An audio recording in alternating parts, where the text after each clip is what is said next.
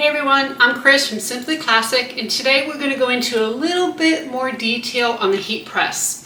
I had someone specifically ask me about using the heat press with some faux leather or vinyl, so we're going to go over that. We're going to fuse a piece of Decovil Light to it, and while I'm at it, I'm also going to fuse some SF101 or woven fuse or whatever kind of interfacing you have to a piece of, I'm going to use linen, but you can use cotton or anything like that. I'm going to show you what settings I use on my heat press. We're actually going to turn it on, get it going, and show you how to do it.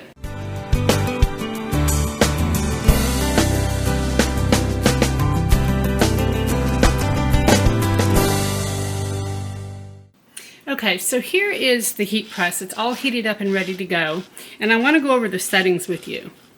So this is a Heat Press Nation HPN Black series, and basically it has 4 settings. When I click set, this P1 feature actually sets the temperature. So I have this set to 320 degrees Fahrenheit. If I click set again, P2 is for the time before this top portion pops up. I actually have a heat press that will pop up automatically after the timer runs out, and that just allows me to be able to back away, get the next piece ready as this piece is pressing. When I hit set again, it determines whether it's Fahrenheit or Celsius, and then the last setting has to do with the automatic shut off. So I have this set to shut off automatically after 30 minutes. If you hit set one more time, it's going to bring you back to your main screen, and you see that right now it's 316 degrees. I have it set to 320, and it'll fluctuate a little bit, and that's not unusual, but basically we are ready to get pressing. Okay, we're getting ready to go ahead and press. Now the very first thing I want to talk about is this Teflon sheet. So your heat press is going to come like this. This is kind of like a rubber mat. This part does not get hot at all. This is the part that's hot, so don't touch that. And these Teflon sheets I just got at Amazon.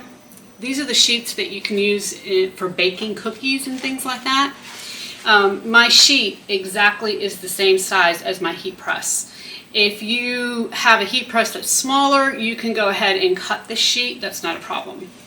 So I'm just going to hold on to this sheet for just a second, and I have my heat press set for 15 seconds, and that's when the time I usually use to press cotton and linen, any kind of lining material, to woven fuse or any kind of interfacing. So I have a piece of linen here, and I'm going to take my piece of woven fuse too. I'm going to put it face down on top, just like that. From there, I'm going to put my Teflon sheet on, and then I'm just going to lower this, and after 15 seconds, it's going to pop up.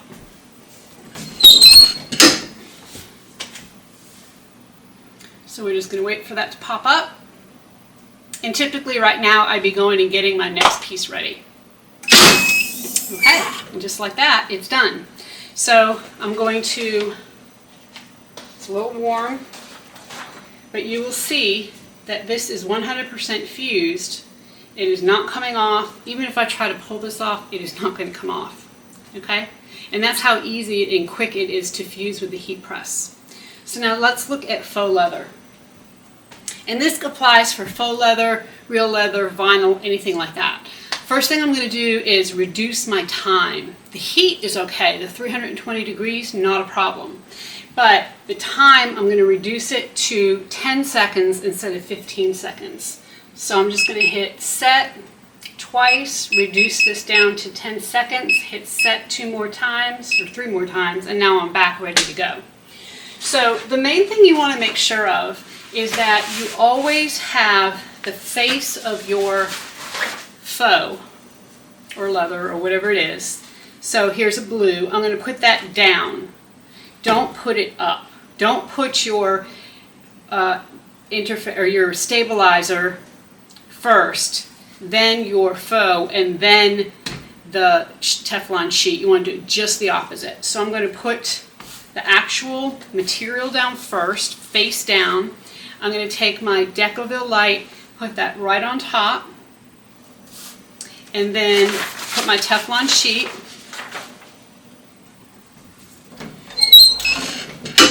And then we're just going to wait for 10 seconds and it's going to pop up.